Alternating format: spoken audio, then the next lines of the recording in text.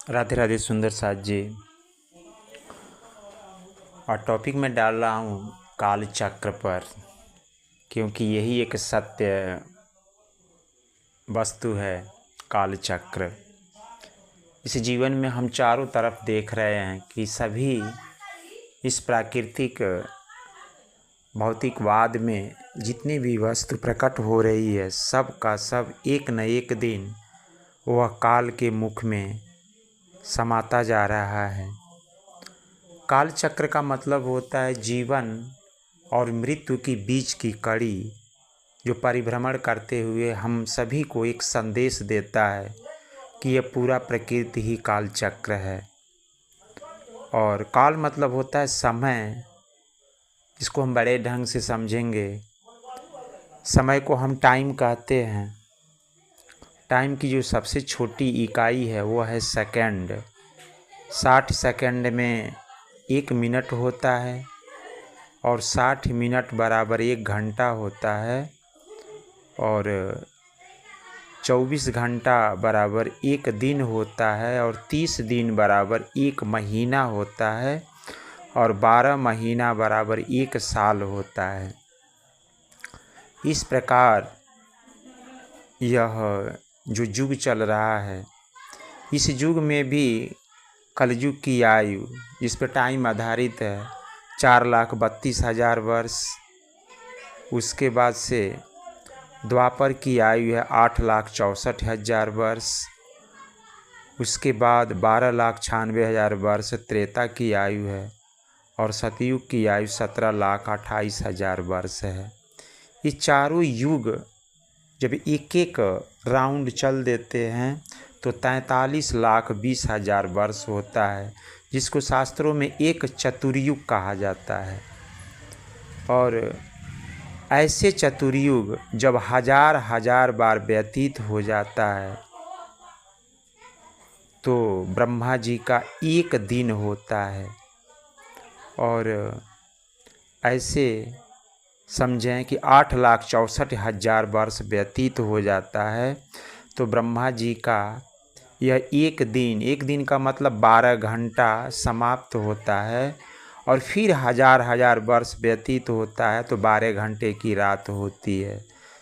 मतलब 1 दिन और 1 रात मिला करके यह जब दोनों राउंड कवर कर लेता है तब जाके ब्रह्मा का 1 दिन और 1 रात होता है। ऐसे अपने आयु से ब्रह्मा जी भी का 30 दिन का 1 महीना होता है इसी टाइम टेबल के हिसाब से, और 12 महीने व्यतीत होने के बाद से 1 साल होता है। और इस साल के हिसाब से ब्रह्मा जी 100 वर्ष तक आयु लेकर के इस पूरी सृष्टि का रचना करते हैं।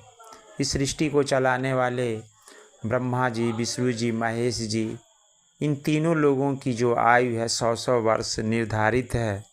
उसके बाद से इनकी बॉडी समाप्त हो जाती है, दूसरे उनके जगह पर ब्रह्मा जी, विष्णु जी और महेश जी नियुक्त किए जाते हैं। अब विचार कीजिए कि जो भगवान विष्णु नारायण हैं, शेषशाही नारायण भगवान, जब इनकी 100 वर्ष की आयु, ब्रह्मा जी की 100 वर्ष की आयु समाप्त हो जाती है तो नारायण जी एक बार लंबा सांस लेते हैं और उतने में ब्रह्मा जी की आयु समाप्त हो जाती है। विचार कीजिए शेषशाही नारायण भगवान का। उनके भी द्वारा इसी तरह श्वसन क्रिया होती है और 1 दिन होता है, 1 साल होता है और आत्यंतिक महाप्रलय में उनका भी नाश हो जाता है। मैं ये बात क्यों बार बार डाले जा रहा हूँ? क्योंकि शास्त्र प्रमाणित है, भागवत प्रमाणित है कि इस पूरे संसार में 4 तरह का प्रलय है, जिसको भागवत में वेद व्यास जी बताए। पहला नित्य प्रलय। नित्य प्रलय मतलब होता है मृत्यु लोक में जो हम श्वसन क्रिया ले रहे हैं, छोड़ रहे हैं और ये संसार जन्म रहा है, प्रतिदिन मर रहा है, इसको हम नित्य प्रलय कहते हैं। और दूसरा है नैमित्तिक प्रलय। नैमित्तिक प्रलय में पाताल मतलब पृथ्वी से नीचे अतल, बीतल, सुतल, तलातल, महातल, रसातल, पाताल लोक, पाताल लोक से लेके पृथ्वी से ऊपर पितर लोक, पितर से ऊपर स्वर्ग लोक तक यह मोह जल में नष्ट हो जाता है, जिसे हम नैमित्तिक प्रलय कहते हैं। उसके बाद से तीसरे नंबर का आता है प्राकृतिक प्रलय।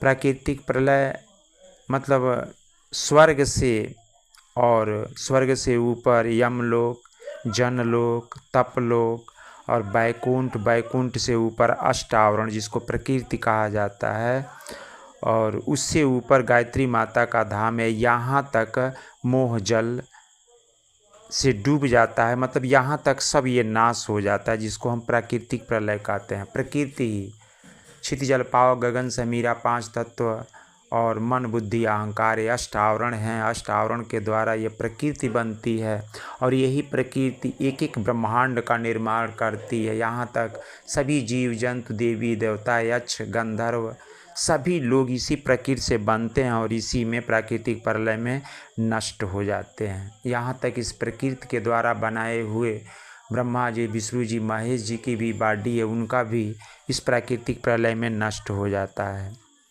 उसके बाद से चौथे नंबर पर आता है आत्यांतिक महाप्रलय, जो इच्छा शक्ति नारायण तक, जो नारायण का धाम है, वहाँ तक ये आत्यांतिक महाप्रलय जब होता है तो यहाँ तक नष्ट हो जाता है, जिसको ब्रह्म वैवर्त पुराण कृष्ण खंड में व्यास जी ने लिखा, नारायणश्च शंभुश्च सहृदं स्वगुणान् बहुना महादिस्रो विलीनाश्च ते सर्वे शूद्र विष्णवः महाविष्णु प्रकृत्यां चौसा चैव परमात्मनि।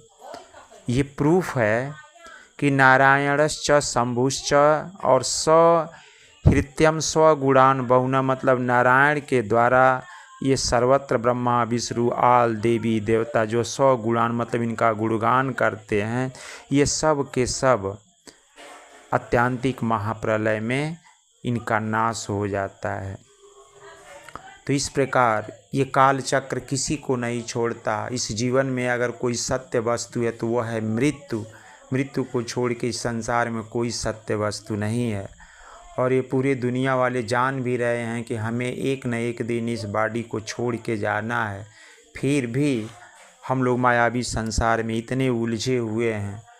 जानने के बावजूद भी, काल चक्र को समझने के बावजूद भी हम लोग सोच रहे हैं कि ये धन, ये वस्तु हम लोग लेके जाएंगे। सबसे बड़ा इस जीवन का यही आश्चर्य है और वह व्यक्ति काल चक्र को भूल जाता है।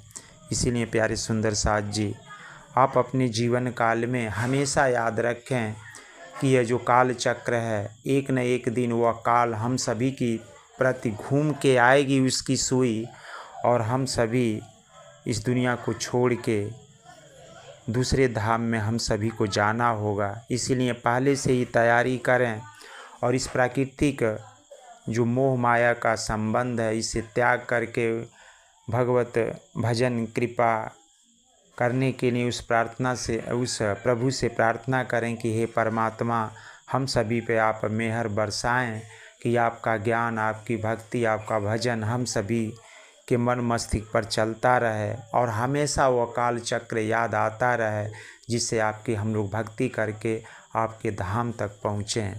इन्हीं शब्दों के साथ सुंदर साथ जी, आप बड़े प्यार से, बड़े ध्यान से हमेशा आप याद रखते रहें कि काल चक्र के आप अधीन हैं, एक न एक दिन आप नष्ट हो जाएंगे। इन्हीं शब्दों के साथ राधे राधे, जय श्री कृष्ण, जय श्री श्याम, प्रणाम।